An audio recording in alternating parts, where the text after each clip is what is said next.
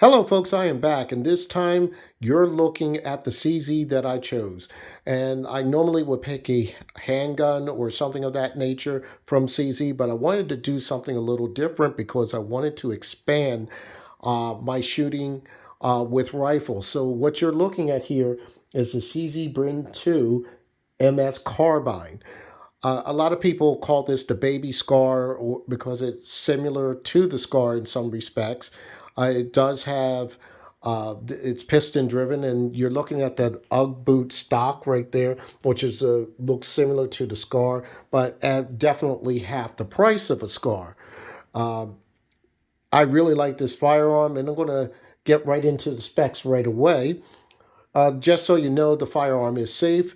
I'm using the camera with one hand, so I'm sorry that it's a little shaky at this point. Uh, so you see this is empty, the chamber is empty, and this is here for aesthetics, but we'll talk about that momentarily. So what we got here is this is chambered in 223556. It is made of carbon. The frame actually is carbon fiber reinforced polymer. So that's this section over here. And what's unique about that is from here where you see this pin at and to over here is all polymer.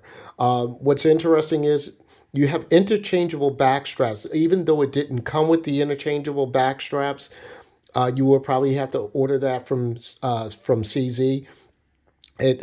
So it's similar to like most of your handguns where you can have the interchangeable back straps.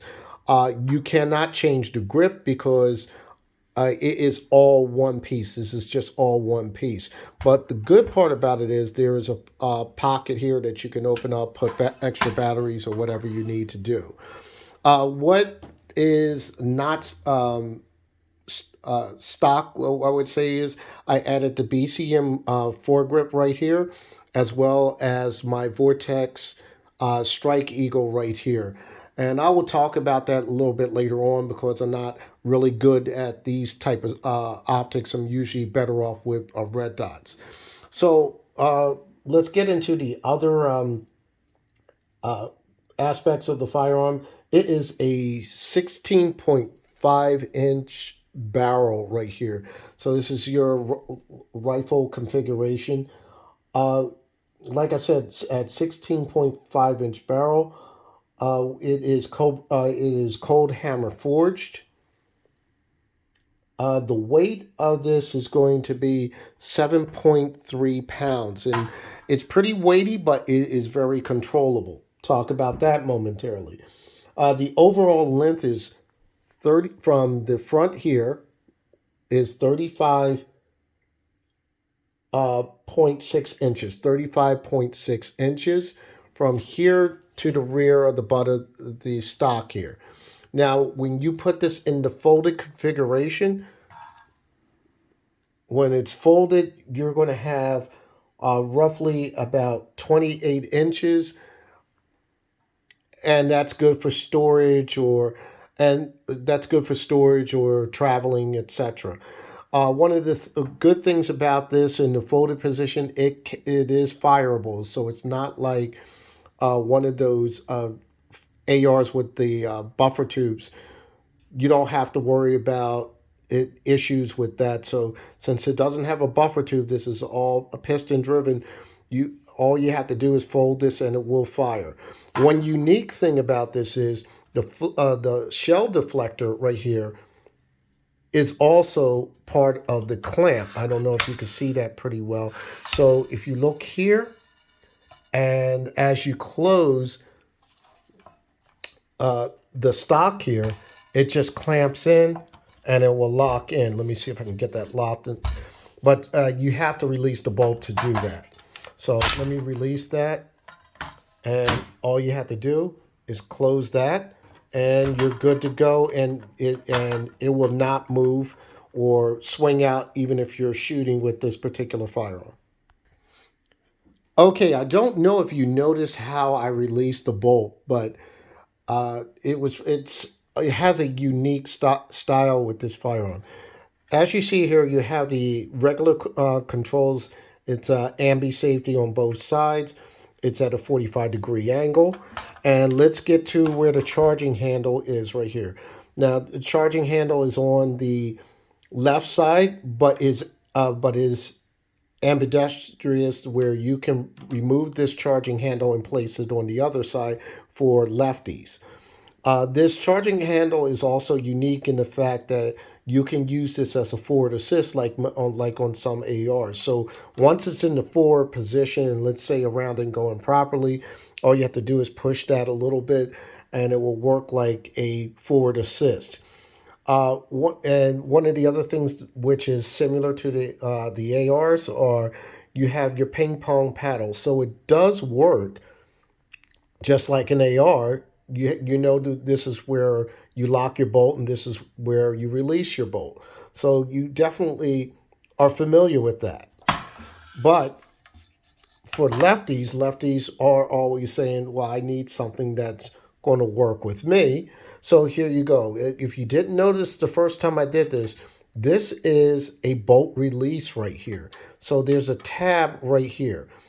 If I press this, the bolt's going to go forward. And if I want to, let's say, lock the bolt back, and I don't want to use the regular ping pong paddle, I can just use this. Let me give you an example. All I have to do is press, and you saw the bolt shot forward. Now at this point, you see the tab right here. So if I want to pull back the charging handle and to lock the bolt, as I'm pulling that, I'm just pressing up and locking it in a similar fashion with the AR-15s. I found that very unique, very interesting that they had this feature on here. The one thing people are a little leery about is if you have a gloved hand. Now, if you had your finger in between here, whether you'll release the bolt unintentionally. The bolt release section here is stiff enough that I don't think you would have an issue with that, but people are still concerned about it anyway. One of the things that's unique about this is what they call the gas regulator. Now, if you know on the MCX Rattler and other firearms like that, you'll see like a gas regulator where you can put it into the regular firing condition, or you can use that in what they call adverse condition, i.e., or for suppressors. Now, this has 3 settings on here. This is in the regular setting that it ships. You turn this is for your adverse or your suppressor. And this is exactly an off switch. Now, what I mean by that is there will be no other gases going through. The only thing you could do is use this at this point as if you had a bolt action rifle. So you would take one shot, and then that round would eject. Then you would pull your charging handle back, and then let it go forward. Then you pull, then it's another shot. So it's replicating a bolt action rifle. Now, I don't know if you could see this very well. Stand by a moment. I want to show you something about this regulator that I've noticed that what's going on. Okay, that gas regulator, I paused it to pull this out. That gas regulator, like I said, there's actually 2 positions. Now, if you notice in the regular position, the hole at the bottom, that's for your regular operation. And when you turn it, then that smaller hole right there is for your adverse conditions. Now, if you notice, there's nothing in this third position. There's nothing there whatsoever. There's just a solid spot right there. Sorry, the camera's not focusing. So there's a solid spot. What people are doing is some people want an extra hole in there so they can do a little more with their with the gases. So what they're doing is they're sending these regulators out to HB Industries and having it drilled. So when they get it back, they have a third hole here. It's a little bit smaller, so it'll be there, and then a little bit of a smaller hole.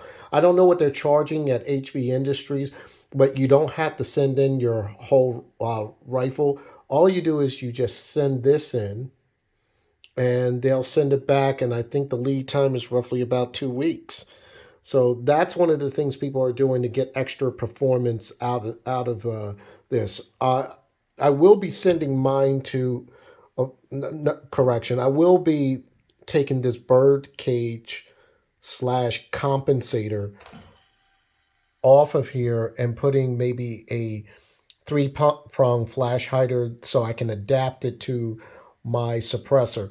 And that's one of the things. My understanding is this firearm is very good being suppressed. This firearm is also, well, if I haven't mentioned it, has also been used by the uh, Czech Republic Army. So this is their standard sidearm. Not in this configuration. They do have various other configurations. This firearm comes in, I believe 8 inch, 14, 16, and 11 inch. If I'm correct, someone would have to correct me in the comments. But it does have various different sizes, especially with the pistol version. I'm going to get into how this firearm shoot. I'm going to leave this apart right now because I don't feel like pausing the camera again. But I was using this optic here. I wanted to try to use this optic here. I'm not really good with setting these or lining these up uh, for target acquisition, so I did the best I could. So when I was using it, the first shots were coming over to this end, and I'm trying to center it. So as you see here, the shots were here and then up here and over. A little bit of a struggle. I've been working on that tediously uh, in my range session, and I finally got it to where I like at this point. The other shots, this is the best I could do. I'm used to using just regular red dots or that you put on AR rifles, but I think I finally got it down to at least my liking. And just to give you an idea what CZ does, when they sent this firearm over, this is their shooting to check accuracy. The black here is what they call mean point of impact. So they were expecting it to be impact right here. The point of aim was where you see the cross here, and the actual hits were right there.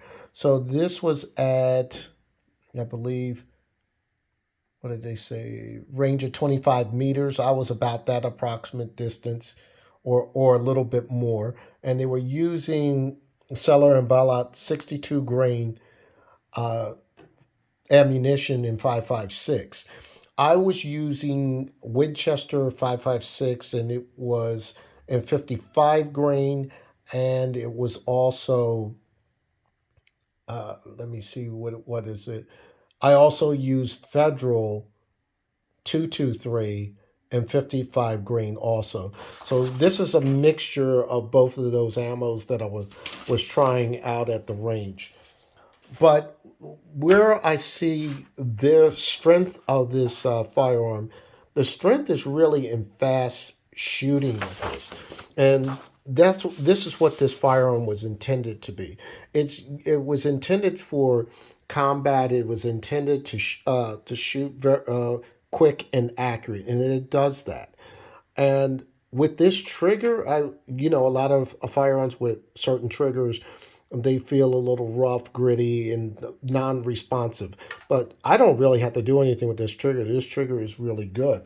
So I was doing a little bit of drills, and the drills were, I did 3 shots and then head, 3 shots and head at the same distance, which would be like somewhere 23 or a little farther.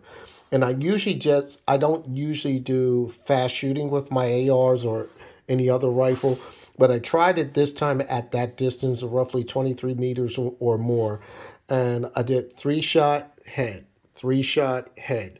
And I did it at a fast, rapid pace. And believe it or not, it was controllable. It was very controllable, except for I got these two out here. But at that distance, for me, who doesn't really shoot rifles a lot, at that speed I was shooting, uh, I did pretty well. As you can see, there's a burst there, then it goes up here, a burst there, goes up here. I think sometimes I stretched it at the 4 shots and then went up. But that to me is a very good performance out of this particular rifle. I plan to, like I said, in the future, change the front here to also have my suppressor put on there. I have a Silencer Co. Omega 300, so I will be putting that on as soon as I get the right muzzle brake on there. Other than that, that's all I have to say. I'm sorry that it was a little long, but thanks for watching. Also, happy shooting. Stay safe. Hashtag 2A.